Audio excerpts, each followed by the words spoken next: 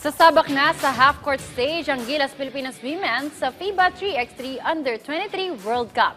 Narito ang report ni teammate Jamaica Bayaka.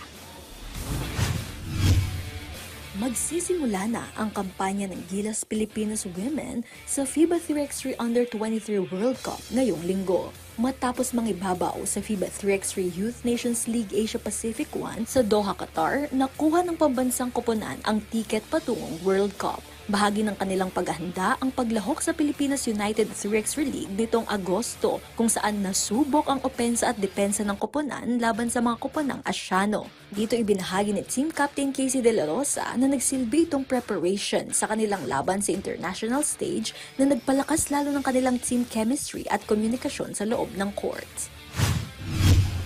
I think this is really important for us to prepare para sa World Cup kasi dito namin makukuha yung chemistry namin with each other and ayun, para malaman namin kung paano kami maglaro sa isa't isa. Mas nagbubot ako this month para sa World Cup and pagpasok ng UAAP, mas more prepared din. Dagdag pa ni De La Rosa na teamwork ang magiging susi ng kanilang tagumpay sa bawat laban. Wala, teamwork lang talaga eh. Yun lang talaga yung kailangan namin gawin para makipaglaban sa mga iba't ibang countries. Kasi we know naman na maliit kami compared sa kanila. Kasi parang first time ata mag-World Cup.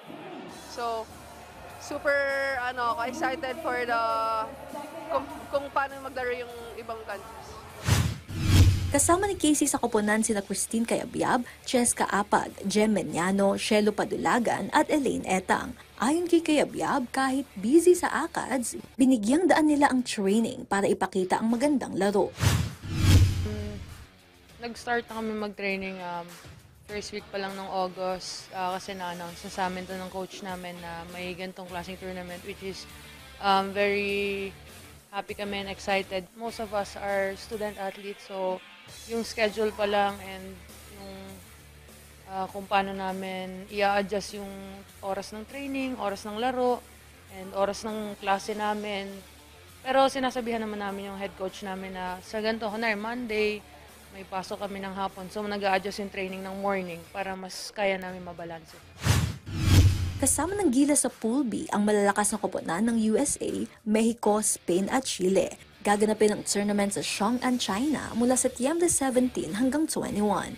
Jamaica Bayaka para sa atletang Pilipino, para sa bagong Pilipinas.